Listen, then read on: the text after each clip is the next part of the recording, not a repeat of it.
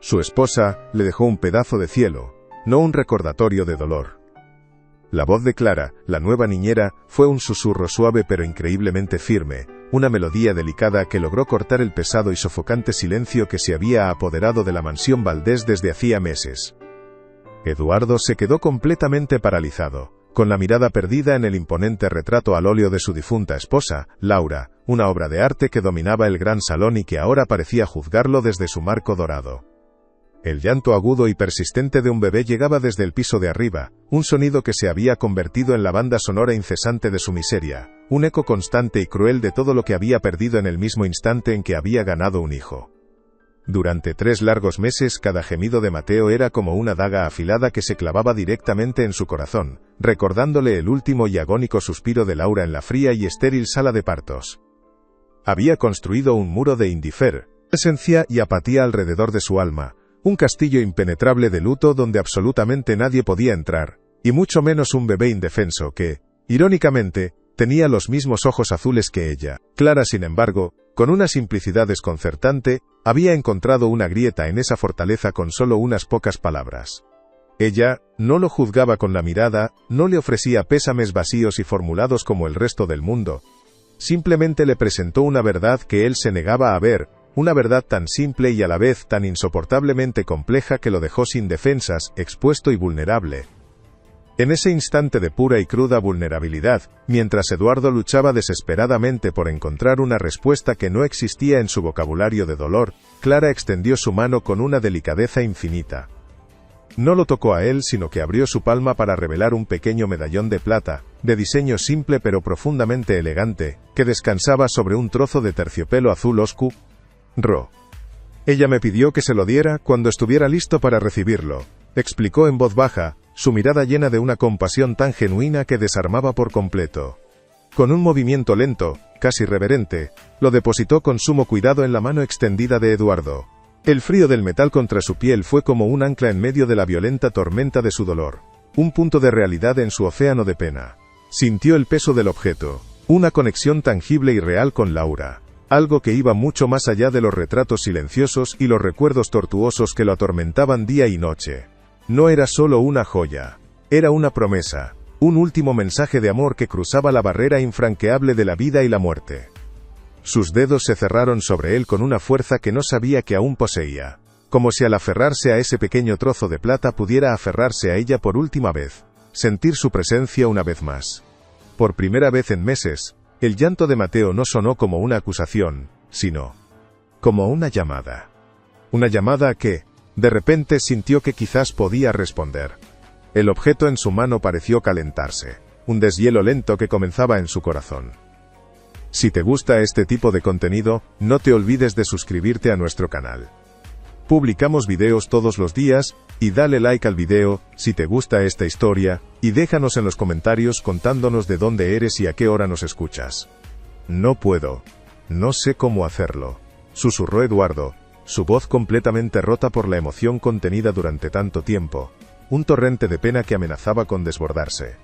Miró a Clara, sus ojos suplicando una guía, una dirección, algo que nadie más había sabido ofrecerle en su aislamiento. El mundo exterior, con sus rígidas reglas y sus implacables expectativas sociales, le exigía una fortaleza que no poseía, le pedía que mantuviera las apariencias de un viudo digno, y un padre responsable y competente. Pero por dentro, era solo un hombre destrozado, perdido en un laberinto sin salida de culpa y una pena abrumadora. ¿Cómo puedo mirarlo sin verla a ella, sin sentir que le fallé en el último momento? Pensó con una angustia que le retorcía las entrañas, una pregunta que lo había mantenido alejado de la cuna de su propio hijo como si estuviera maldita. Clara no ofreció soluciones fáciles ni frases hechas que sonaran a consuelo barato. Su respuesta fue un simple pero poderoso gesto. Asintió suavemente con la cabeza en dirección a la majestuosa escalera de mármol que llevaba a las habitaciones. Un paso a la vez, señor Valdés, dijo ella con una calma que lo anclaba. Él no necesita un hombre perfecto. Solo necesita a su padre. Esas palabras resonaron en el vacío opresivo de la mansión, llenándolo con una posibilidad que daba tanto miedo como esperanza. La idea de ser padre se había sentido como una carga insoportable, una condena perpetua. Pero en la voz de Clara, Sonaba como un camino, un propósito que podría sacarlo de la oscuridad. Eduardo respiró hondo, sintiendo cómo el aire le quemaba los pulmones, como si fuera la primera vez que lo hacía en meses. Aferrando con fuerza el regalo de su esposa, aquel pequeño faro de plata en su mano, comenzó a subir las escaleras.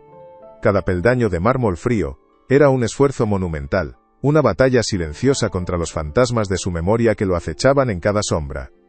El pasillo del segundo piso estaba en penumbra, solo iluminado por la luz pálida y melancólica que se filtraba por un ventanal al final, dibujando largas sombras en las paredes.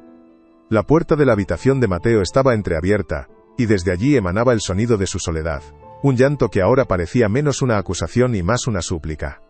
Se detuvo frente a ella, con la mano temblorosa sobre el pomo dorado, sintiendo su propio pulso martillear en sus sienes. Durante semanas, había delegado todo el cuidado del niño al personal de la casa, les daba instrucciones por teléfono, transfería grandes sumas de dinero para cubrir cada necesidad material, pero nunca había cruzado ese umbral. Era su frontera personal del dolor, el lugar donde su nueva y horrible realidad se hacía innegable.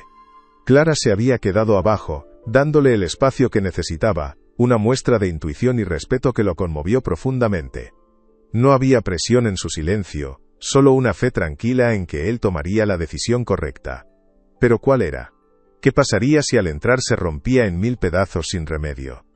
No soy un monstruo. Soy su padre, se dijo a sí mismo en un murmullo apenas audible, una afirmación desesperada para convencerse. Giró el pomo, y empujó la puerta con una lentitud agónica. La habitación era un santuario de lujo infantil, decorada con un gusto exquisito, con muebles de diseño y juguetes caros que nunca habían sido usados, aún en sus cajas. Pero toda esa opulencia no podía ocultar el abandono emocional que flotaba en el aire, un frío que calaba los huesos. En el centro de la estancia, en una inmaculada y blanca estaba Mateo. Era tan pequeño, tan frágil, tenía un mechón de pelo oscuro y rebelde como el suyo, y cuando abrió los ojos Eduardo contuvo el aliento. Eran los ojos de Laura, el mismo tono de azul profundo como el océano, la misma forma almendrada que lo había cautivado desde el primer día. El dolor lo golpeó con la fuerza de una ola gigantesca, amenazando con ahogarlo, con arrastrarlo de nuevo a las profundidades de su desesperación. Quiso dar media vuelta, huir de nuevo a su refugio de silencio y oscuridad, pero esta vez fue diferente. Sostenía en su mano la prueba tangible del amor de Laura, un amor que había creado esa pequeña vida que ahora lo miraba. Con un coraje que no sabía que tenía, se acercó a la cuna. El bebé lo miró, sus llantos se convirtieron en pequeños pucheros curiosos. Lentamente, con una torpeza nacida del miedo, Eduardo metió las manos en la cuna y levantó a su hijo por primera vez. Mateo se acurrucó contra su pecho instintivamente, buscando el consuelo y el calor que le habían sido negados durante tanto tiempo. Su llanto cesó por completo de forma casi milagrosa, reemplazado por un suave suspiro de alivio que resonó en el alma de Eduardo. Él lo sostuvo con fuerza, sintiendo el latido del pequeño corazón contra el suyo, un ritmo frágil pero constante que parecía sincronizarse con el suyo propio. Una lágrima solitaria, caliente y salada, rodó por su mejilla y cayó sobre la frente del bebé. No era una lágrima de tristeza, no del todo, sino de algo mucho más complejo y profundo, una mezcla de pena abrumadora, un arrepentimiento amargo y un amor tan repentino y abrumador que le robaba el aliento. Se sentó en la mecedora de madera junto a la ventana, meciendo a su hijo con un ritmo suave y vacilante, como si aprendiera a bailar un nuevo tipo de danza. Miró el rostro diminuto, las pequeñas manos que se aferraban con una fuerza sorprendente a su camisa, y vio por primera vez no solo el fantasma de la mujer que había perdido, sino al hijo que había ganado, la promesa de un futuro. «Lo siento, Mateo», susurró, la voz ahogada por un nudo en la garganta. «Siento haber tardado tanto». El bebé simplemente lo miró con esos ojos sabios y profundos, como si lo entendiera todo, como si lo perdonara. En ese momento, en el silencio de esa habitación, padre e hijo comenzaron a encontrarse, a sanar las heridas que compartían sin saberlo. El teléfono sonó en el bolsillo de su chaqueta. Un sonido estridente y vulgar que rompió la paz sagrada de ese momento. El nombre que brillaba en la pantalla hizo que se le helara la sangre en las venas. Doña Elena Robles. Era la tía de Laura, una matriarca de la alta sociedad, cuyo poder no residía en el dinero, sino en su afilada lengua y su vasta red de influencias y cotilleos.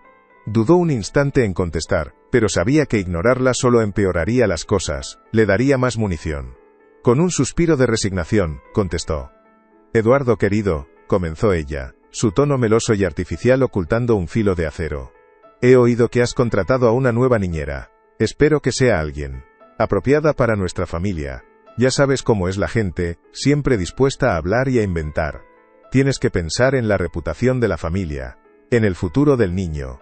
Cada palabra era una crítica velada, una advertencia. Doña Elena no preguntaba cómo estaba él o el bebé, su única y verdadera preocupación eran las apariencias, el qué dirán. Clara es perfectamente competente, Elena.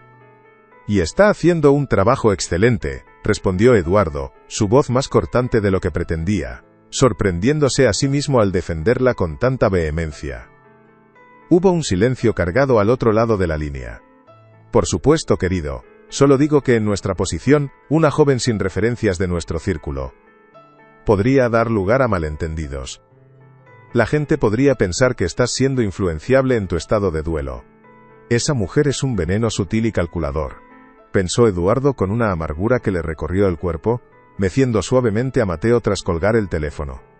Doña Elena siempre había tenido esa habilidad innata para hacerle sentir pequeño, inadecuado incluso cuando era él quien dirigía un imperio empresarial multimillonario.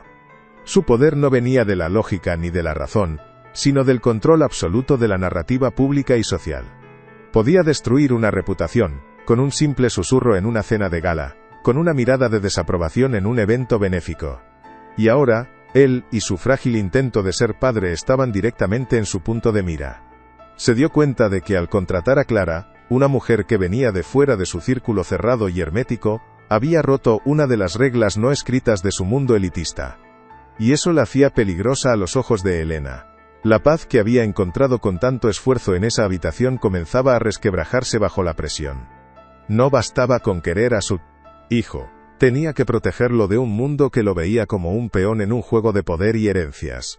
Clara entró entonces en la habitación, moviéndose con el sigilo de un gato. Llevaba una bandeja con un vaso de agua para él y un biberón caliente para Mateo. No dijo nada sobre la llamada que seguramente había escuchado, pero su mirada lo decía todo. Creí que podrían necesitar algo, dijo simplemente. Eduardo asintió, inmensamente agradecido. Gracias, Clara, por todo. Su voz sonó sincera por primera vez en mucho tiempo. ¿Puedo intentarlo yo?, preguntó Eduardo, su voz apenas un murmullo de inseguridad mientras señalaba el biberón que Clara estaba a punto de darle a Mateo.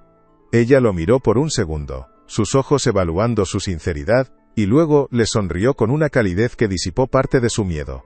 Por supuesto, Eduardo, dijo, usando su nombre de pila por primera vez, un pequeño pero significativo cambio. Le explicó con paciencia cómo sostener al bebé, cómo inclinar el biberón en el ángulo correcto. Pequeños detalles que para él eran un conocimiento arcano y misterioso. Con manos que aún temblaban ligeramente, Eduardo tomó a Mateo. El bebé protestó un poco al principio, confundido por el cambio, pero Eduardo le susurró, imitando el tono suave y tranquilizador de Clara. Tranquilo, campeón. Papá está aquí. La palabra papá sonó extraña en sus labios, casi como un idioma extranjero, pero también profundamente correcta. Mateo se calmó y comenzó a beber de nuevo, sus grandes ojos azules fijos en el rostro de su padre, estudiándolo. Eduardo sintió una oleada de triunfo, una pequeña victoria personal que se sintió más grande y más importante que cualquier acuerdo millonario que hubiera cerrado en su vida. Estaba alimentando a su hijo, estaba siendo padre. Miró a Clara por encima de la cabeza del bebé y le dedicó una pequeña sonrisa de gratitud. Ella se la devolvió, un gesto de complicidad que selló una alianza silenciosa entre ellos contra el mundo. Sin embargo, la sombra de doña Elena seguía presente, acechando como un buitre. Sus llamadas se hicieron más frecuentes, sus preguntas más incisivas y venenosas. ¿Ya has pensado en organizar el bautizo? ¿Hay que invitar a la gente adecuada, querido, por el bien del niño? ¿O no crees que la niñera pasa demasiado tiempo contigo? La gente podría malinterpretarlo y no queremos escándalos. Eduardo respondía con monosílabos, tratando de mantener la distancia, pero sus palabras sembraban semillas de duda en su mente. Quizás ella tiene razón, pensó una noche, mientras la casa estaba en silencio. Quizás no soy suficiente para él, quizás necesita algo más. Fue en uno de esos momentos de duda cuando Clara volvió a intervenir, como un ángel guardián silencioso. Una tarde, entró en el despacho con una pequeña caja de madera de caoba que había pertenecido a Laura. La encontré mientras ordenaba sus cosas. Pensé que querría verla. Dentro, junto a algunas cartas y fotografías, había un diario en cuaderna, dado en cuero.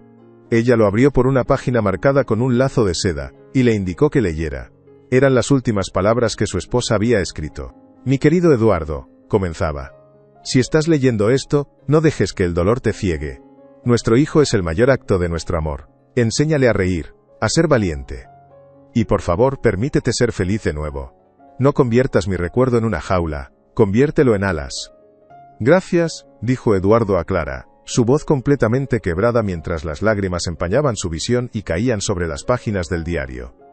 No solo le agradecía por encontrar el diario, sino por haber visto su dolor y no haber huido, por haberle mostrado con paciencia el camino de regreso a su hijo y a sí mismo.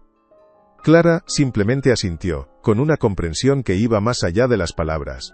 Ella lo quería mucho a usted. Y a Mateo. Hablaba de ustedes todo el tiempo. En ese momento, Eduardo tomó una decisión irrevocable. No dejaría que el miedo o el juicio de personas como doña Elena dictaran su vida o la de su hijo.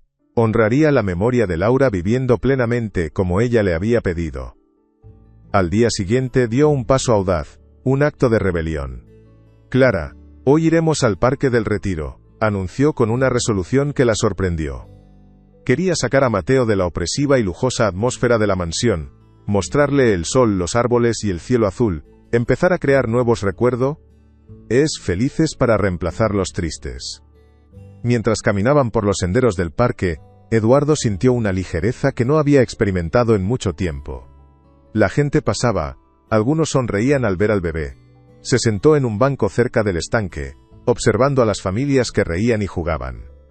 Por un momento, se sintieron como una familia normal. Una ilusión, quizás, pero una ilusión hermosa y necesaria. «Eduardo, qué sorpresa encontrarte aquí». La voz gélida y cortante de doña Elena Robles rompió la burbuja de paz como un cristal al hacerse añicos. Estaba de pie frente a ellos, imponente y flanqueada por dos amigas de la alta sociedad, que miraban la escena con curiosidad morbosa. Su sonrisa era una máscara de cortesía que no llegaba a sus ojos fríos y calculadores. Su mirada pasó por encima de Mateo como si fuera un objeto, y se posó en Clara con un desdén apenas disimulado que era un insulto en sí mismo. La atmósfera cambió al instante volviéndose tensa y hostil. Eduardo se puso de pie, colocando instintivamente una mano protectora sobre el cochecito de su hijo. «Elena». «¡Qué coincidencia!», respondió, su tono igualmente frío. «Eduardo está siendo muy valiente, sobrellevando todo esto. Y con la ayuda de... la señorita», dijo Elena, dirigiendo una mirada condescendiente a Clara, negándose a usar su nombre, un acto deliberado para anularla. «La humillación pública, sutil pero brutal, acaba. Ha de comenzar». Clara mantuvo la compostura, su rostro sereno, aunque Eduardo pudo ver cómo sus manos se aferraban con fuerza al manillar del cochecito. «Clara es la niñera de Mateo y estamos disfrutando de un día en el parque», dijo Eduardo, su voz firme, enfatizando los nombres como una declaración de intenciones. Doña Elena arqueó una ceja perfectamente depilada. «Por supuesto. Pero quizás un entorno más privado sería más apropiado para tu duelo. La gente te observa. Murmuran». «Lo que la gente murmure me tiene sin cuidado, Elena», replicó Eduardo, su voz resonando con una autoridad que incluso sorprendió a las amigas de ella, quienes intercambiaron miradas incómodas. «Mi única prioridad ahora es el bienestar de mi hijo. Y Clara ha sido fundamental para ello». Miró directamente a la niñera, una mirada de apoyo y gratitud que no pasó desapercibida para nadie en ese tenso círculo. Fue un acto público de lealtad, un desafío directo a la jerarquía social y a las reglas no escritas que doña Elena representaba y defendía con tanto fervor.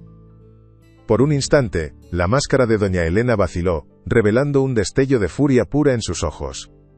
No estaba acostumbrada a que la desafiaran, y menos aún en público. Finalmente, forzó otra sonrisa gélida, más tensa que la anterior. «Como quieras, Eduardo. Solo intento proteger el legado de Laura y el buen nombre de la familia», dijo, pronunciando el nombre de su sobrina como si fuera un arma, una forma de recordarle su deber. «Espero que sepas lo que haces».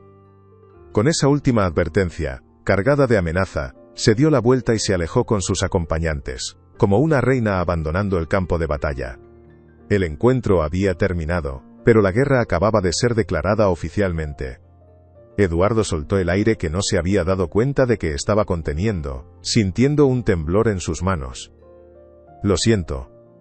No deberías haber pasado por eso», dijo Eduardo, su voz llena de un arrepentimiento sincero mientras se giraba hacia Clara. Él la negó con la cabeza, una pequeña y valiente sonrisa formándose en sus labios. «No se disculpe. Usted me defendió. Nadie había hecho eso por mí antes, no de esa manera». Sus palabras lo golpearon con una fuerza inesperada, revelando una vulnerabilidad que ella rara vez mostraba. Se dio cuenta de la profunda soledad que ella también debía sentir. Una mujer sola en un mundo que no siempre era amable con quienes no tenían un apellido poderoso o una cuenta bancaria abultada. Su relación había cruzado un nuevo umbral en ese parque. Ya no eran solo un empleador y una empleada unidos por la necesidad y la tragedia. Eran dos personas que se habían defendido mutuamente. Dos almas solitarias que habían encontrado un inesperado refugio la una en la otra, con un bebé inocente como su centro de gravedad.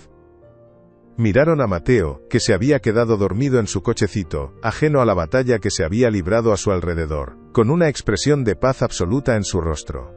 Él era el centro de su universo, el pegamento que los unía. Por él, Eduardo sabía que enfrentaría a 1000 doñas Helenas si fuera necesario.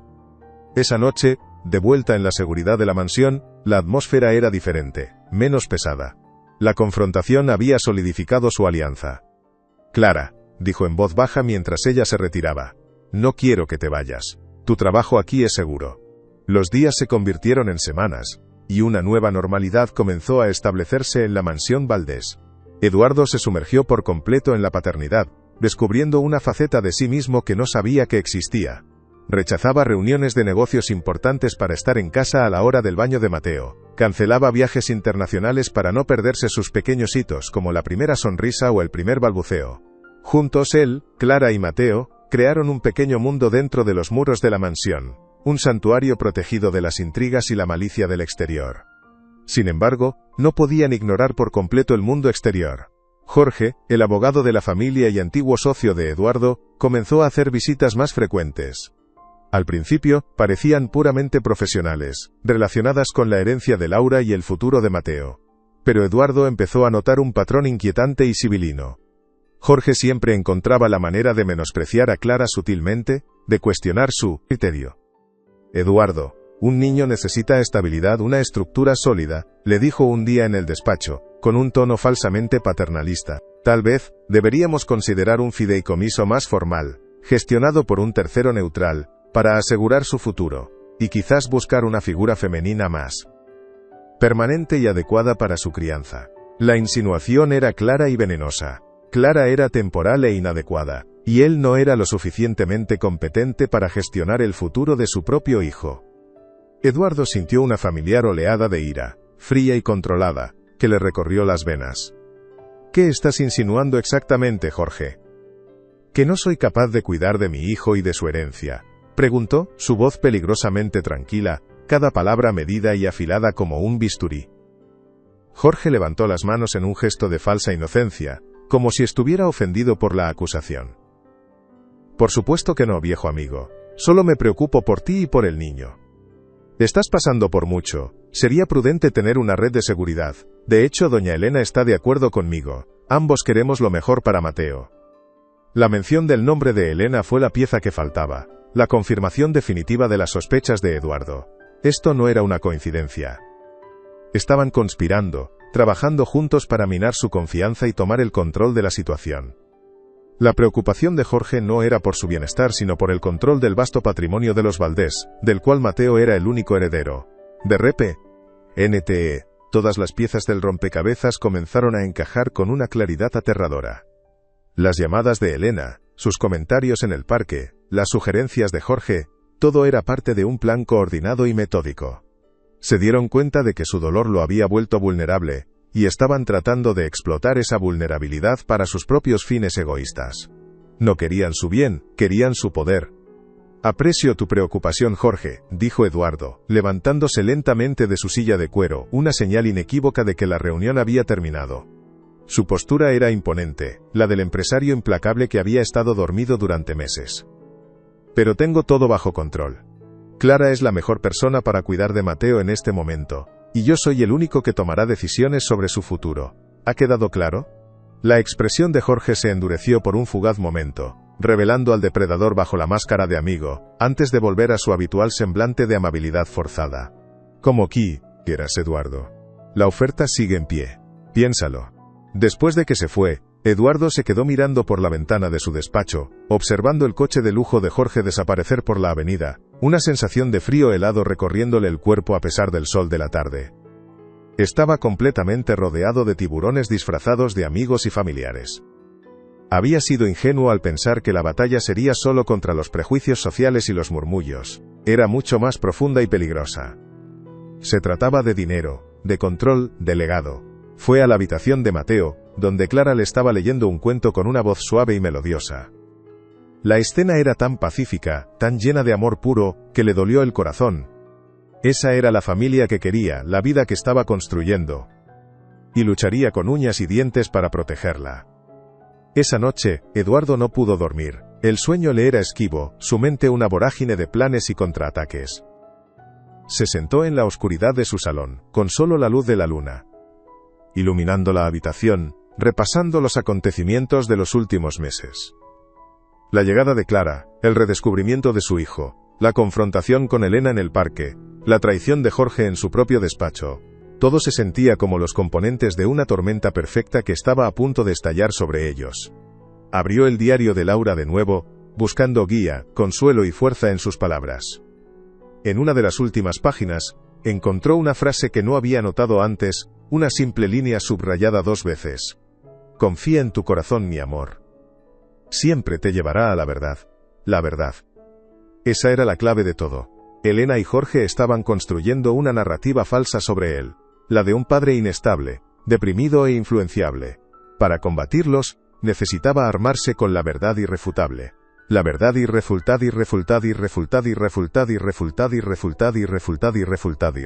sobre su creciente y feroz compromiso con Mateo, sobre la integridad y la bondad irrefutada. Decidió que no esperaría a que ellos atacaran de nuevo. Él tomaría la iniciativa. Al día siguiente comenzó a hacer sus propias llamadas, a contactar a personas de confianza, amigos leales que conocían la verdadera historia de su familia, personas que habían sido testigos del amor entre él y Laura, personas que podían testificar sobre su carácter y su capacidad. Unos días después, mientras buscaba unos documentos financieros en el sótano, encontró una vieja caja de cartón llena de cintas de vídeo caseras. Eran grabaciones de él y Laura durante su embarazo, una época llena de esperanza y felicidad que ahora parecía pertenecer a otra vida. Con el corazón en un puño puso una en el antiguo reproductor de vídeo. La imagen cobró vida en la pantalla del televisor, borrosa al principio pero luego clara. Los mostraba a ambos en la habitación que ahora era de Mateo, montando la cuna, riendo y bromeando. Laura, con su vientre prominente y su rostro radiante de felicidad, se volvió hacia la cámara, que sostenía Eduardo. Eduardo, dijo, su voz llenando la habitación silenciosa, un eco dulce del pasado. Prométeme que le contarás a nuestro hijo cuánto lo amamos, incluso antes de conocerlo. Prométeme que siempre serás su roca, su refugio seguro, pase lo que pase. Eduardo vio su propia imagen en la pantalla, más joven y despreocupado, acercarse para besar a su esposa, y decir con una convicción absoluta: te lo prometo, mi amor, siempre. Seré todo para él. Ver esa promesa, escucharla de sus propios labios, fue como un juramento renovado, un contrato sagrado con su pasado y su futuro. Apagó el televisor, sus ojos ardiendo con una nueva y fría determinación. Tenía pruebas, tenía el diario, tenía sus recuerdos, tenía el testimonio de esas cintas. Y lo más importante, tenía el amor incondicional por su hijo. La calma antes de la tormenta, esa tensión palpable en el aire, se rompió con el sonido agudo del timbre una mañana de martes. Un hombre con un traje formal y una expresión impersonal estaba en la puerta, sosteniendo un sobre grande y rígido. «Entrega para el señor Eduardo Valdés», dijo con una voz desprovista de emoción, como si entregara sentencias de muerte todos los días. Eduardo firmó el recibo electrónico con un dedo tembloroso y tomó el sobre.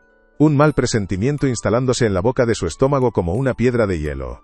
Lo abrió con manos torpes, rasgando el papel grueso. Dentro había documentos legales, impresos en un papel de calidad que parecía burlarse de la fealdad de su contenido.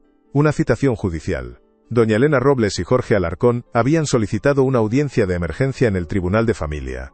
Estaban pidiendo la custodia temporal de Mateo y una evaluación de su capacidad como padre. Las palabras saltaban de la página, cada una como un golpe físico. Inestabilidad emocional, negligencia parental, influencia indebida por parte de una empleada sin cualificación.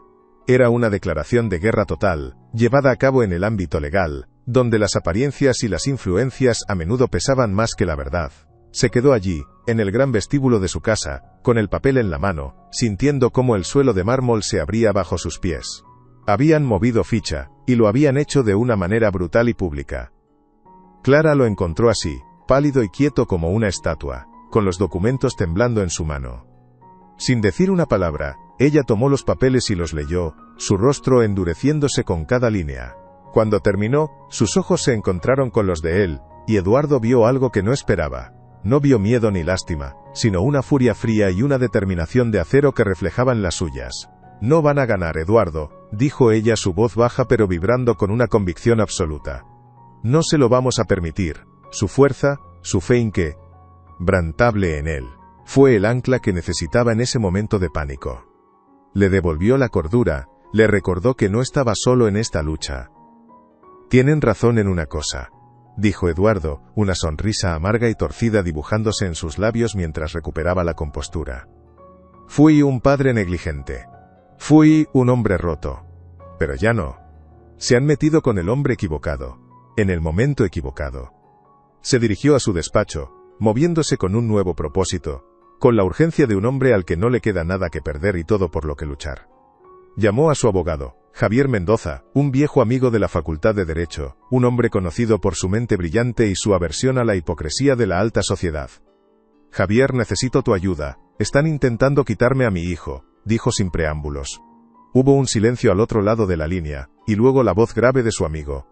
«Estaré en tu casa en 1 hora. Y Eduardo, vamos a destrozarlos.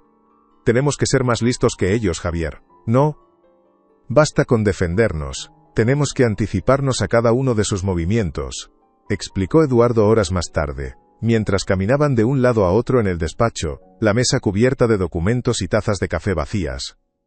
La energía en la habitación era eléctrica, la de una sala de guerra antes de la batalla decisiva.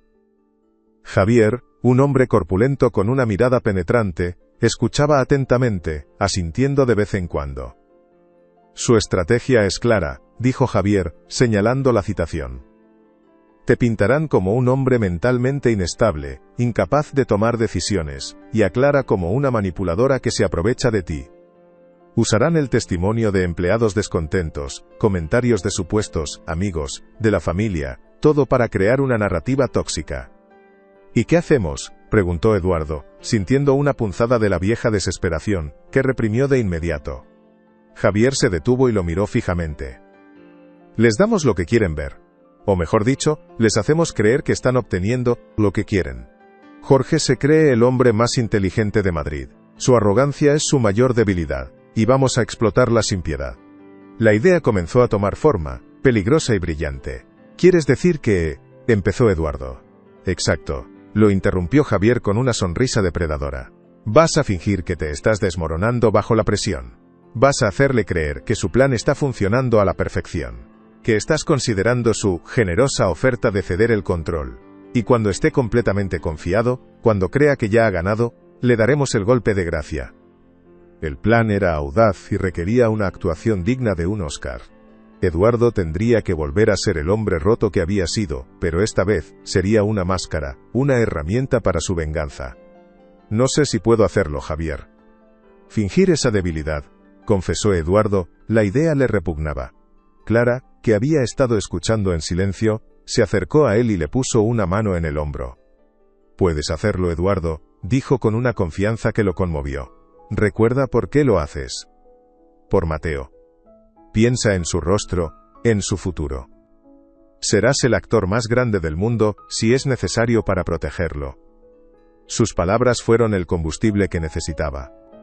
Miró una foto de su hijo que tenía sobre el escritorio, sonriendo con una inocencia que merecía ser protegida a cualquier costo. Asintió, su resolución endureciéndose como el acero. Está bien, lo haré. ¿Cuál es el primer paso? Javier sonrió. El primer paso es tender la trampa. Vas a llamar a Jorge.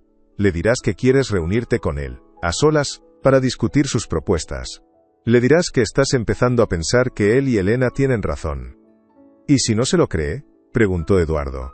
Se lo creerá, aseguró Javier. Porque es exactamente lo que su ego quiere escuchar. Quiere creer que te ha vencido. Y mientras él se regodea en su supuesta victoria, nosotros reuniremos nuestras propias pruebas. Testigos. Documentos. Todo lo que necesitemos para exponerlo como el fraude codicioso que es. La guerra ya no era solo defensiva, se había convertido en una operación de contraespionaje. Verla tan herida, tan injustamente atacada por defenderlo a él y a su hijo, fue la gota que colmó el vaso para Eduardo. La crueldad de Elena y Jorge ya no era una simple batalla legal por la custodia, se había convertido en una guerra personal contra la bondad y la decencia que Clara representaba con cada fibra de su ser. En ese preciso momento, en medio del vestíbulo silencioso y oscuro de su propia mansión, un hogar que se sentía más como un campo de batalla, tomó una decisión irrevocable y helada. Se acabaron las tácticas defensivas. Se acabó el reaccionar a sus crueles ataques calculados. Se acabó el dolor silencioso. A partir de ese instante, él llevaría la ofensiva, él dictaría los términos del enfrentamiento que se avecinaba. Se acercó a ella, a su rostro, una máscara de determinación fría que ella nunca había visto antes, ni siquiera en las salas de juntas más hostiles. No volverán a hacerte daño, Clara. Ni a ti ni a Mateo. Te lo prometo, dijo con una convicción tan profunda que hizo que ella levantara la vista, sus ojos encontrando los suyos en la penumbra. Él vio el dolor en su mirada, pero también una fuerza inquebrantable que reflejaba la suya. Voy a acabar con esto de una vez por todas, continuó él, su voz baja y letal. Voy a exponerlos por lo que realmente son, delante de todo el mundo que los admira. Su castillo de mentiras está a punto de derrumbarse, ladrillo por ladrillo. No era una amenaza vacía, era un juramento solemne. El hombre roto por el duelo había muerto esa noche. En su lugar, había renacido el estratega implacable. Al día siguiente, la atmósfera en la mansión había cambiado por completo. La tristeza opresiva había sido reemplazada por una tensión eléctrica, la calma que precede a una tormenta perfectamente orquestada y devastadora. Eduardo no contactó a su abogado de inmediato. Primero, pasó horas en su despacho, solo, trazando su estrategia con la precisión de un general.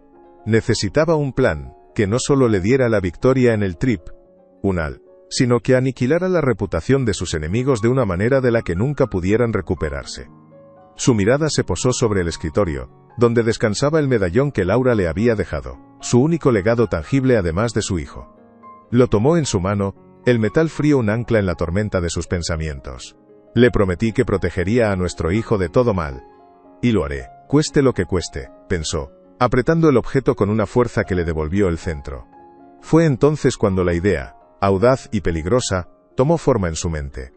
Usaría la propia arrogancia de Jorge en su contra. Llamó a Javier Mendoza con un nuevo tono en su voz.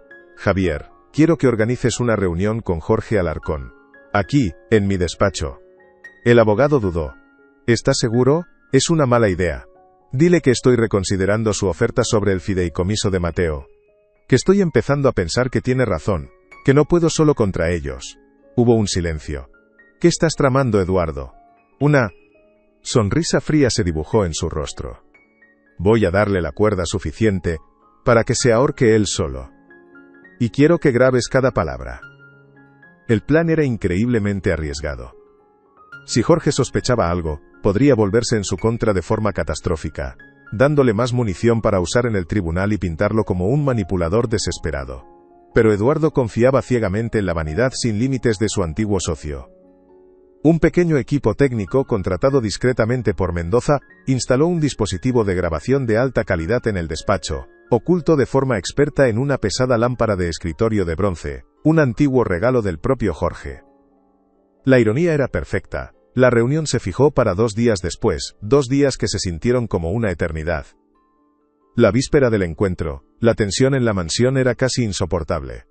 Eduardo ensayó su papel una y otra vez, el de un hombre derrotado y al borde de la desesperación. ¿Crees que funcionará?, le preguntó a Clara esa noche. mientras observaban a Mateo dormir. Ella le puso una mano en el brazo, su toque firme y tranquilizador, una fuente de fuerza inesperada.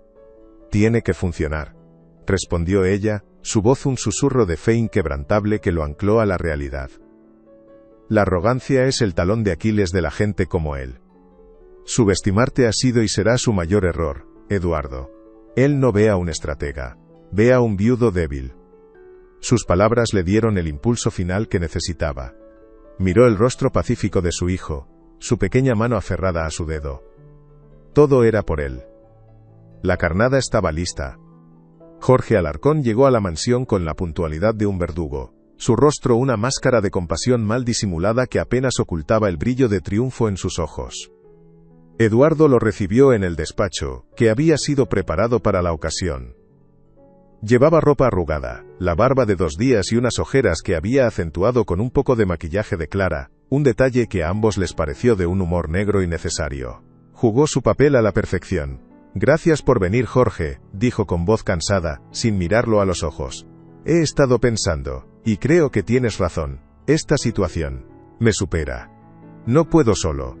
Jorge apenas pudo contener una sonrisa de satisfacción. Se sentó frente a él, adoptando un tono paternalista que a Eduardo le revolvió el estómago.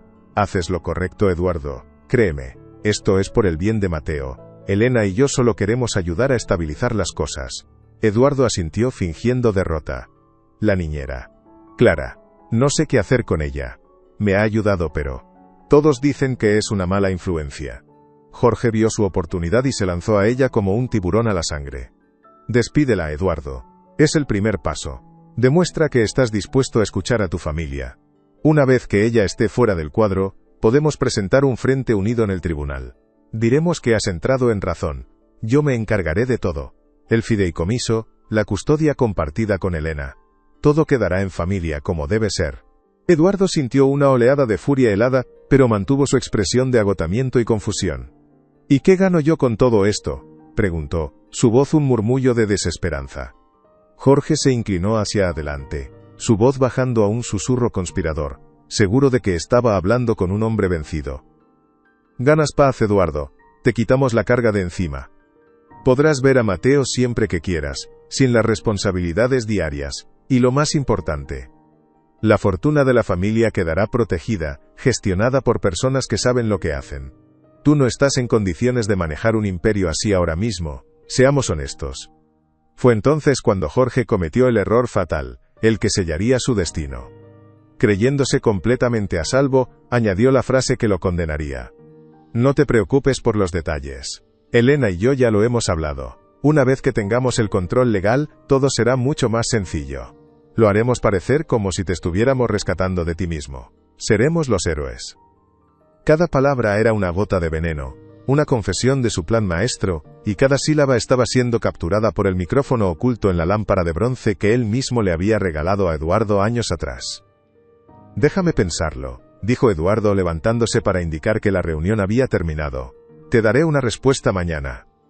Jorge se fue de la mansión sintiéndose el rey del mundo, completamente ajeno a que acababa de caminar directamente hacia la guillotina. «Lo tenemos», dijo Javier esa noche después de escuchar la grabación. Su voz era tranquila, pero sus ojos brillaban con la emoción de la caza. «Esto es más de lo que podríamos haber soñado. Es una confesión completa de conspiración, manipulación y fraude. En un tribunal, esto es una bomba atómica». Eduardo sintió una mezcla de alivio y asco. Escuchar la traición con tanta claridad en la voz de quien había llamado amigo era doloroso, pero la sensación de tener por fin el arma para defender a su familia era abrumadoramente poderosa. Sin embargo, Javier lo trajo de vuelta a la realidad.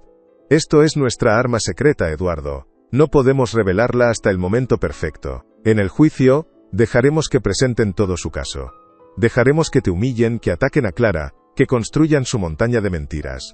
Y justo cuando la jueza crea que todo está perdido para ti, justo cuando ellos se sientan más victoriosos, la haremos estallar». La estrategia era cruel, pero necesaria. Tendrían que soportar la humillación pública, aguantar los golpes sin defenderse, para que el impacto final fuera devastador e irrefutable. «¿Crees que Clara podrá soportarlo?», preguntó Eduardo, preocupado por el peaje emocional que el juicio le cobraría a ella. «Clara es la mujer más fuerte que conozco», respondió, pensando en su calma inquebrantable. Lo soportará. Lo soportaremos juntos.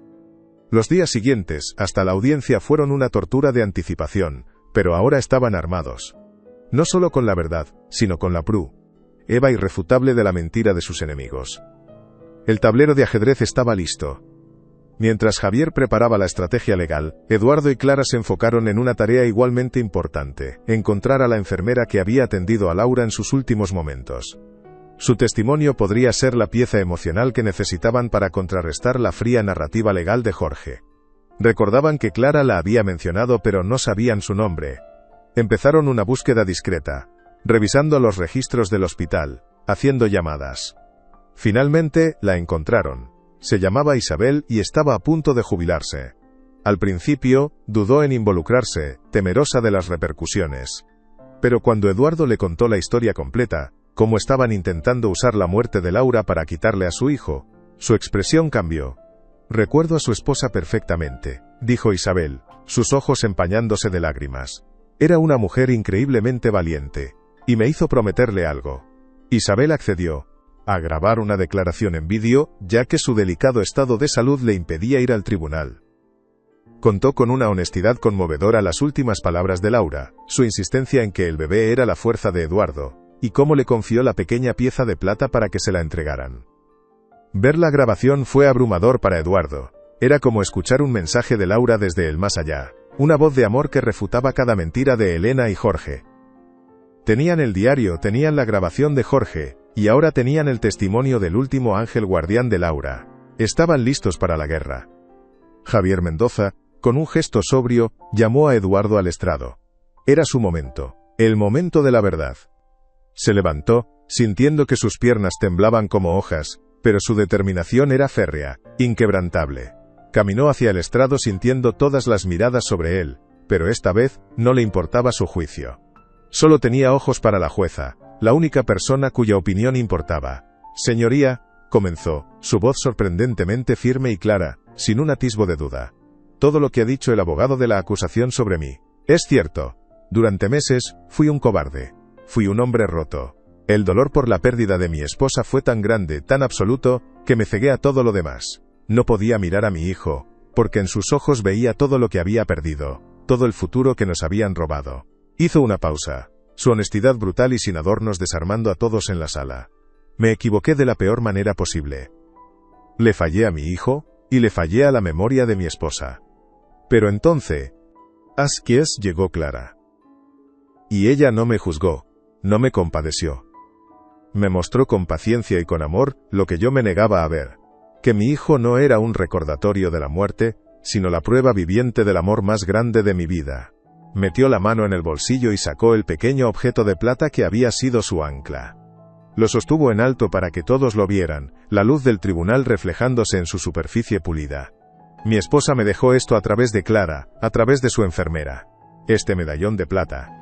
No es solo una joya, señoría. Es su último mensaje para mí.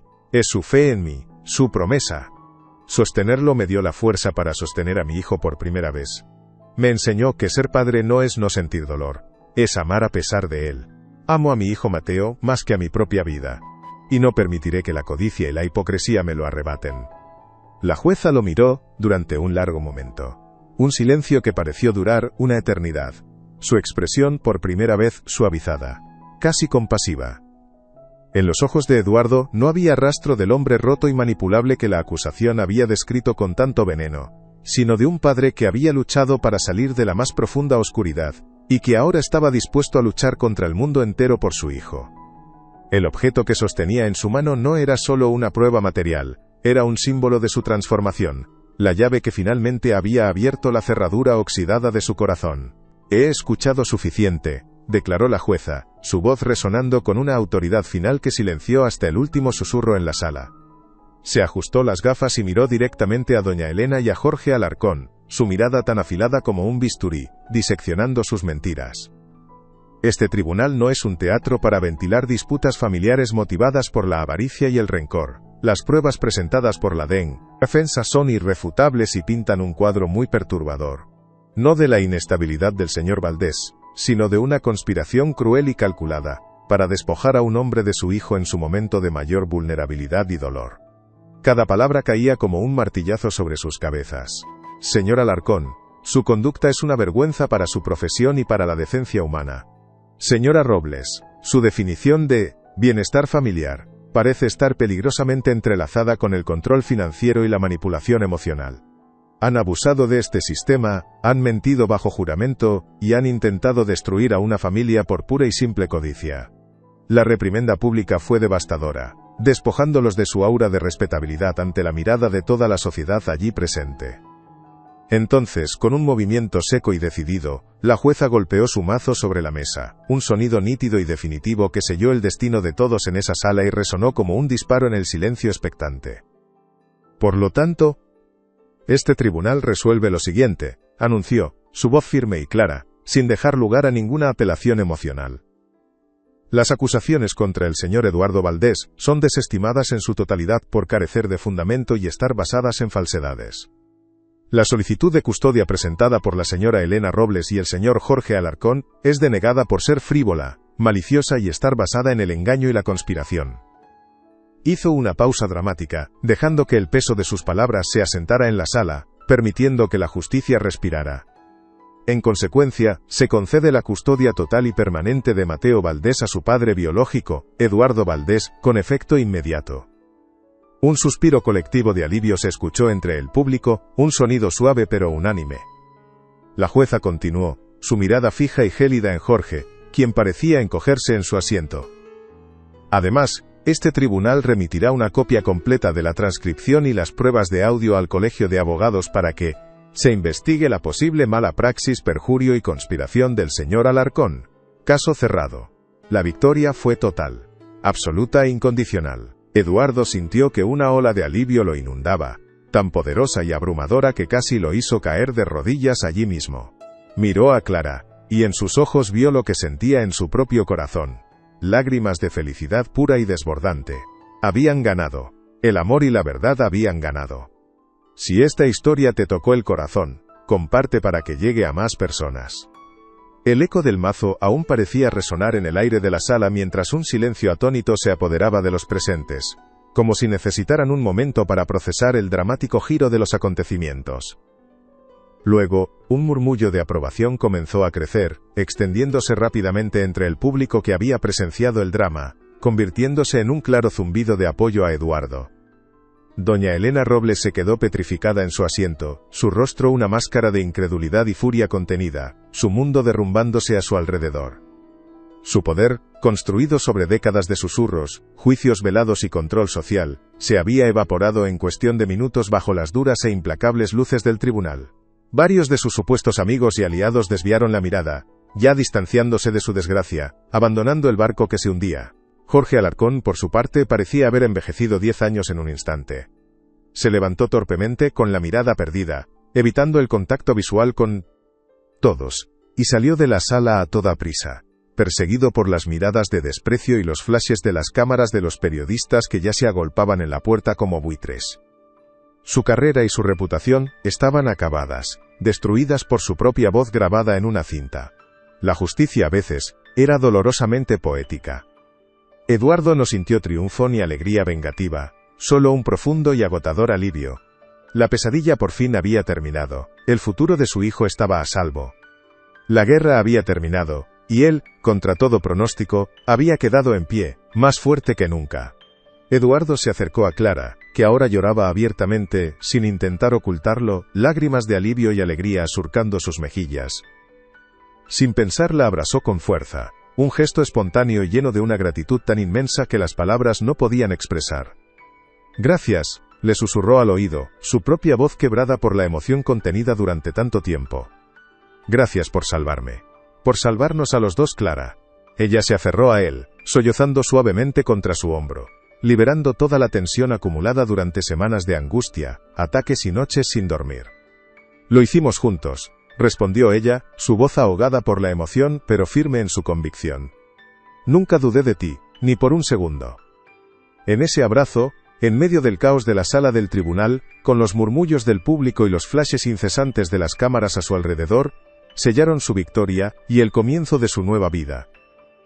Ya no eran solo un empleador afligido, una niñera compasiva y un bebé inocente atrapado en me. Dio de todo. Eran una familia, forjada en el fuego de la adversidad, unida por una lealtad inquebrantable y un amor naciente que había demostrado ser más fuerte que cualquier conspiración o plan malvado. Ese momento de pura conexión humana, de vulnerabilidad compartida, fue la verdadera sentencia, la que realmente importaba, y prometía un futuro que ninguno de los dos se había atrevido a imaginar hasta ese mismo instante, un futuro lleno de posibilidades.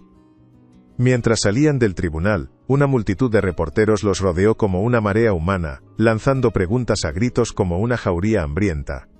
Eduardo ya no sentía la necesidad de esconderse ni la vergüenza que lo había paralizado durante meses. Con Clara a su lado, una fuente silenciosa de fuerza y apoyo, se enfrentó a las cámaras con una nueva y serena confianza. No dio detalles escabrosos, ni se regodeó en su victoria sobre sus enemigos, pues eso lo habría puesto a su nivel. Simplemente dijo unas pocas palabras, claras y directas, su voz resonando con la autoridad de un hombre que había recuperado su vida y su dignidad. Hoy la justicia ha prevalecido, y la verdad ha sido escuchada. Mi único interés siempre ha sido y será el bienestar de mi hijo. Voy a dedicar el resto de mi vida a honrar la memoria de mi esposa criándolo en un hogar lleno de amor, honestidad y valores, lejos de la toxicidad y la ambición que casi nos destruyen a todos. Su declaración fue un testimonio de su nueva fortaleza, una promesa pública. Ya no era la víctima de su dolor, sino el arquitecto de su futuro, el guardián de su familia. Subieron al coche que los esperaba, dejando atrás el circo mediático, el frío edificio del tribunal y los fantasmas de su pasado. El camino por delante, por primera vez en mucho tiempo, estaba despejado y lleno de luz. El viaje de regreso a la mansión se hizo en un silencio reconfortante, un bálsamo para sus almas agotadas. Eduardo miró por la ventanilla el cielo azul de Madrid, que por primera vez en casi un año no parecía gris y opresivo, sino lleno de promesas y posibilidades infinitas. El peso descomunal que había llevado sobre sus hombros durante tanto tiempo, una carga que casi lo había aplastado, se había desvanecido por completo, reemplazado por una ligereza que casi lo hacía sentir mareado, como si flotara. Miró a Clara sentada a su lado, y ella le devolvió la sonrisa, sus ojos aún brillantes por las lágrimas, pero ahora eran lágrimas de una felicidad serena y profunda. Luego bajó la vista hacia Mateo, que dormitaba en un portabebés, ajeno a la batalla que se había librado por él, su pequeño pecho subiendo y bajando con una calma rítmica que era la melodía más hermosa del mundo. Lo tenía todo. Tenía lo único que importaba, tenía un pedazo de cielo en la tierra, y estaba listo para cuidarlo y protegerlo con cada fibra de su ser, con cada aliento. Gracias, Laura, susurró para sí mismo, mirando al cielo a través del cristal del coche. Gracias por enviármelos, gracias por guiarme. De vuelta a casa. La mansión Valdés ya no sería un monumento al luto y al dolor, un mausoleo de recuerdos tristes. A partir de ese día, se convertiría en un hogar de verdad, uno lleno de risas, de juegos, de llantos de bebé, y de la promesa de un nuevo amanecer. La oscuridad finalmente había cedido el paso a la luz, una luz que él y Clara protegerían juntos, con todas sus fuerzas. Al cruzar las imponentes puertas de hierro forjado de la mansión, Eduardo sintió que por primera vez en casi un año, realmente estaba volviendo a casa, no a un mausoleo de recuerdos, sino a un hogar con futuro. El aire dentro del gran vestíbulo ya no se sentía pesado ni estancado por el luto, sino ligero y lleno de un sinfín de posibilidades, como si el veredicto del tribunal hubiera actuado como una ráfaga de viento fresco, barriendo las telarañas del dolor y la tristeza que habían impregnado cada rincón de la propiedad. Dejaron al pequeño Mateo durmiendo plácidamente en su cuna en el salón, bajo la mirada benévola del retrato de Laura, que ahora parecía sonreírles con complicidad desde su marco dorado, como si les diera su bendición. Eduardo se acercó a la pintura, su mano rozando suavemente el lienzo con una reverencia casi religiosa. «Lo logramos, mi amor», susurró, su voz cargada de una emoción profunda y serena. «Nuestro hijo está a salvo. Finalmente está en casa, protegido de Toconor. Todo mal». Se giró para mirar a Clara, que lo observaba a una distancia respetuosa, dándole su espacio para ese momento íntimo. Sus ojos se encontraron, y en esa mirada se transmitió todo lo que habían vivido.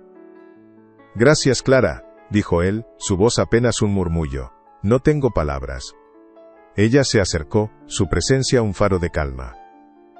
No tienes que agradecerme nada, Eduardo, lo hicimos juntos, como una familia. La palabra familia flotó en el aire, ya no como una posibilidad lejana, sino como una realidad sólida. Esa noche, después de acostar a Mateo, se sentaron juntos en el salón, con solo la luz tenue de una lámpara iluminando la estancia y proyectando largas sombras danzantes en las paredes. El silencio entre ellos ya no era incómodo ni estaba lleno de dolor, sino que se había convertido en un espacio de paz y entendimiento mutuo, el tipo de silencio que solo comparten las personas que han sobrevivido juntas a una tormenta. Habían compartido tantas batallas que las palabras a menudo sobraban. Eduardo rompió el silencio, su voz seria y llena de una vulnerabilidad que Clara rara vez había visto en él. Clara, quiero que sepas que lo que dije hoy en el tribunal no era solo para la jueza. Era la verdad más absoluta de mi vida. Tú me salvaste de mí mismo. Me enseñaste a ser padre cuando yo solo era un fantasma. Me enseñaste a vivir de nuevo cuando creía que todo había terminado para mí. Y no quiero que esto termine aquí. No quiero que seas solo la niñera de Mateo. Hizo una pausa buscando las palabras correctas. Quiero que te quedes aquí, con nosotros, como mi compañera, como mi igual, si es lo que tú quieres, por supuesto. La oferta quedó suspendida en el aire, honesta y pura. Clara lo miró, y una sonrisa lenta y radiante se extendió por su rostro. Eduardo, dijo suavemente, no hay otro lugar en el mundo en el que preferiría estar. Este es mi hogar ahora. Se acercó y tomó su mano, sellando un nuevo pacto, el comienzo de un futuro que ambos habían anhelado en secreto. Los días siguientes fueron como un despertar después de un largo y oscuro invierno, una primavera repentina que florecía en cada rincón de la casa y de sus almas. Eduardo comenzó a desmantelar sistemáticamente el mausoleo de dolor en el que había convertido la mansión.